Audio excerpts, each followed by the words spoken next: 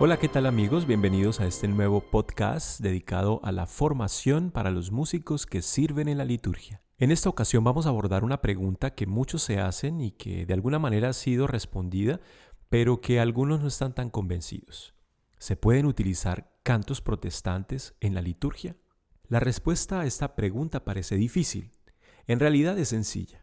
No. Pero algunos católicos no están tan convencidos, o peor aún, quieren fundamentos para decir no porque aún no entienden que nuestra liturgia no es un seguimiento de ritos vacíos, sino como dice la Constitución sobre la Santa Liturgia, la liturgia por cuyo medio se ejerce la obra de nuestra redención, sobre todo en el divino sacrificio de la Eucaristía, contribuye en sumo grado a que los fieles expresen en su vida y manifiesten a los demás el misterio de Cristo y la naturaleza auténtica de la verdadera Iglesia. Ya con esto ya debería cambiar nuestra mirada sobre las disposiciones que la Iglesia pide para celebrar la obra de nuestra redención. La Iglesia misma nos enseña a interpretar la Sagrada Escritura en su contexto y no caer en el principio protestante de sola escritura. No podemos caer en esa misma trampa con la liturgia. La pregunta de muchos es: muéstrame dónde está escrito que no hay que utilizar cantos protestantes en la liturgia y lo creeré. Pienso que el problema es mucho más profundo. Es un problema de formación. Por eso, sin la más mínima pretensión de hacer de este un debate, quiero compartirles hoy 7 orientaciones que la Iglesia ha dado sobre la música protestante en relación a la liturgia. Pero antes es necesario saber que la música protestante tiene una identidad propia, una expresión de fe propia y un objetivo específico para el cual fue creada. Esto nos lleva a pensar que la liturgia no hace parte de esa identidad que la caracteriza, ni es expresión de lo que creemos y vivimos los católicos, ni tiene como objetivo ejercer la obra de la redención a través del sacrificio de la Eucaristía. Es una música compuesta para otro fin, otro tipo de público y más para la experiencia personal. Y ya hemos dicho que la liturgia es la celebración de nuestra redención, pero en comunión con la Iglesia Católica. A la música protestante se le escapan todos estos elementos. Con esto bastaría para convencernos que no es necesario incluir en nuestros repertorios litúrgicos música que no tiene relación con el misterio de Cristo en el cual creemos los católicos. Por eso vamos con estas 7 orientaciones de la Iglesia frente a la música protestante en la liturgia. Número 7. Constitución para la Santa Liturgia Sacrosanctum Concilium número 121. Los textos destinados al canto sagrado deben estar de acuerdo con la doctrina católica. Más aún, deben tomarse principalmente de la Sagrada Escritura y de las fuentes litúrgicas. Esta es la constitución que rige actualmente la liturgia católica y desde el inicio la Iglesia descartó todo aquello que no esté en comunión con ella y con los misterios que celebra en la liturgia. Aquí los cantos protestantes no tienen cabida. ¿Por qué? Porque simplemente no fueron creados para el servicio de la liturgia. Número 6. Carta encíclica de Pío XII sobre la música sagrada, Musicae Sacrae, número 7. El artista que no profesa las verdades de la fe o se halla lejos de Dios en su modo de pensar y de obrar, de ninguna manera debe ejercer el arte sagrado, pues no tiene, por así decirlo, ese ojo interior que le permite ver todo cuanto la majestad y el culto de Dios exigen.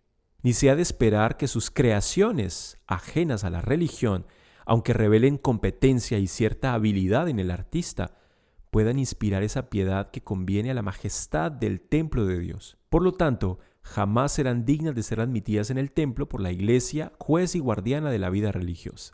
Estos principios se deben aplicar a las creaciones de cualquier arte. Esta orientación es para explicar que los compositores de estos cantos, aunque profesen el cristianismo, no tienen la misma visión de fe que los católicos frente a los misterios que celebramos en la liturgia. Por lo tanto, estos cantos no pueden ser admitidos. Número 5. Exhortación Apostólica Sacramentum Caritatis de Benedicto XVI, número 42. La Iglesia en su historia bimilenaria ha compuesto y sigue componiendo música y cantos que son un patrimonio de fe y de amor que no se ha de perder. Ciertamente no podemos decir que en la liturgia sirva cualquier canto. A este respecto, se ha de evitar la fácil improvisación o la introducción de géneros musicales no respetuosos del sentido de la liturgia.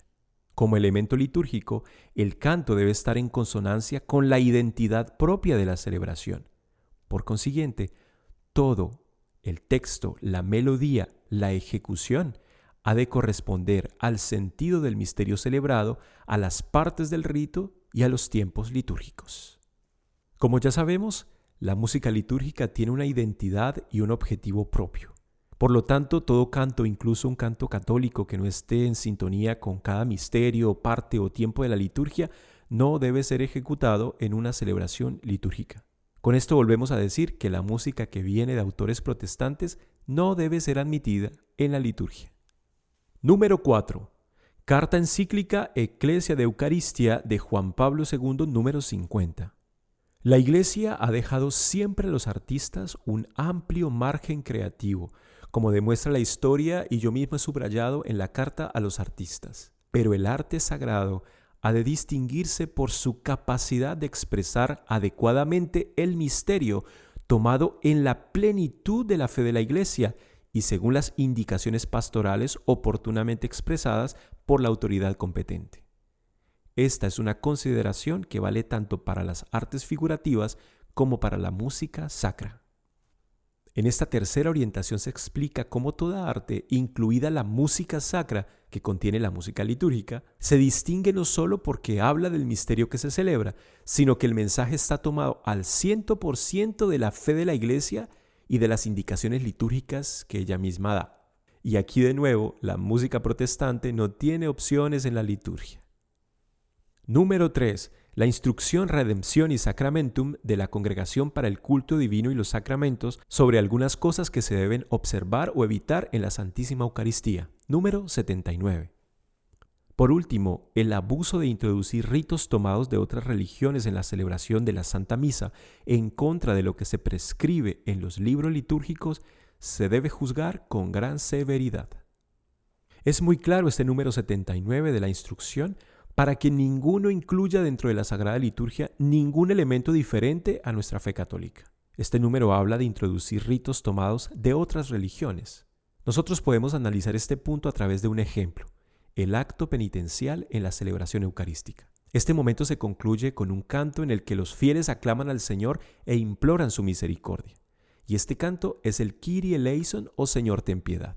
Eso es lo que nos sugiere la liturgia. Pero si en lugar de esta aclamación penitencial que hace parte del rito, lo cambiamos por un canto protestante que no corresponde al espíritu de lo que se está celebrando en ese momento, ni al espíritu de todos los católicos reunidos en la asamblea, pues entonces estaremos modificando drásticamente ese rito, pues hace parte constitutiva del acto penitencial.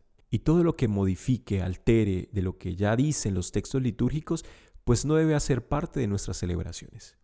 Incluso, este número termina diciendo, se debe juzgar con gran severidad. Número 2. Entrevista concedida por Benedicto XVI a los periodistas durante el vuelo hacia Benín en noviembre de 2011.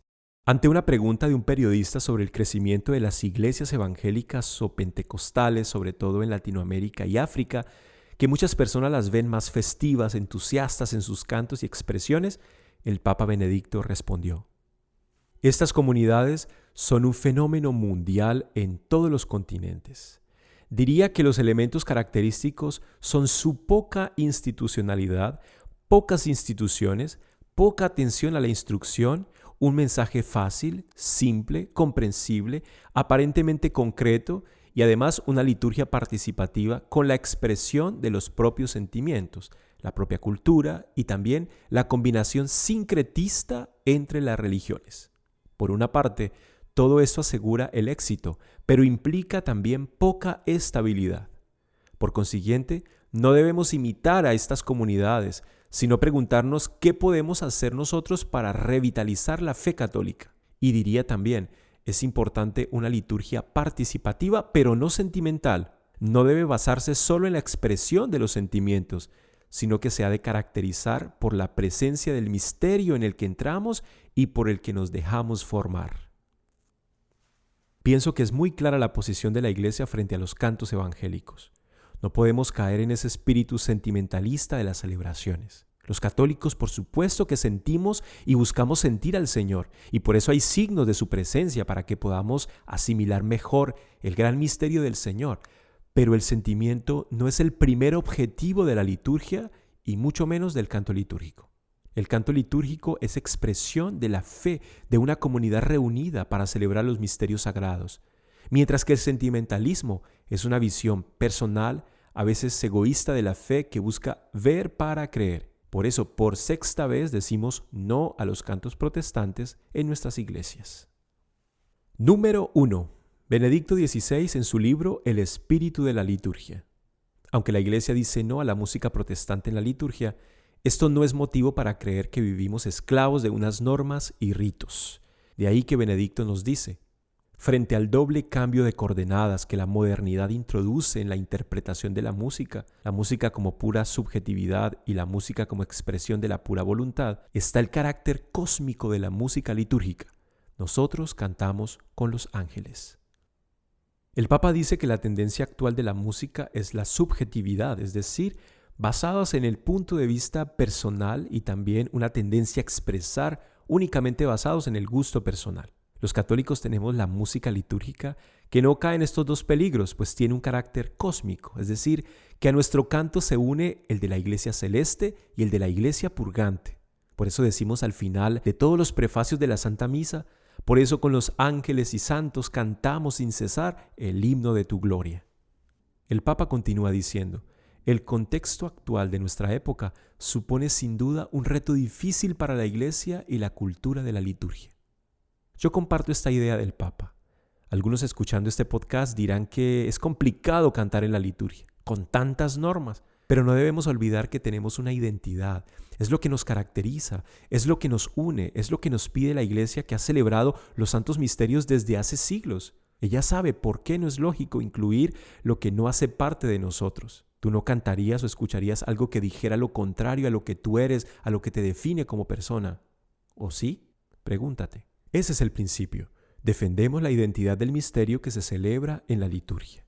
Sin embargo, el Papa alienta a los cantores, músicos y artistas diciendo: los artistas que se comprometen a esta tarea ciertamente no tienen por qué considerarse como la retaguardia de la cultura, porque la libertad vacía que los otros dejan tras de sí se harta de sí misma.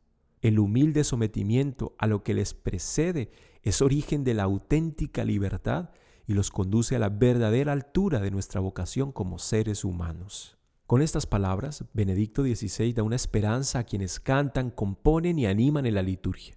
Les muestra que esa libertad vacía de crear, cantar o componer sin ninguna norma llega un momento en que pasa y se cansa de sí misma. En cambio, el humilde servicio y la obediencia a lo que dice la Iglesia en sus disposiciones litúrgicas es lo que devuelve la verdadera libertad de espíritu. Así que amigos, con estas 7 orientaciones nos queda muy claro que los cantos, llámense protestantes o evangélicos o de otra índole que no sean litúrgicos, no son permitidos. Y esto no es solo una norma, es una motivación para crear correctamente, adentrarnos más en el misterio del Señor y crear cánticos que con la conveniente aprobación puedan llevar al pueblo de Dios a la santificación y juntos proclamar la gloria de Dios.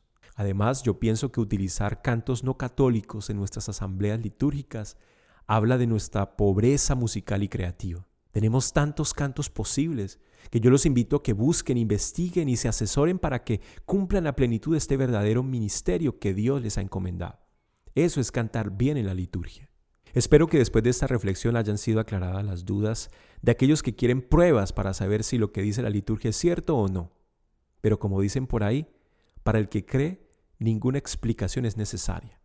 Pero para el que no cree, ninguna explicación es suficiente.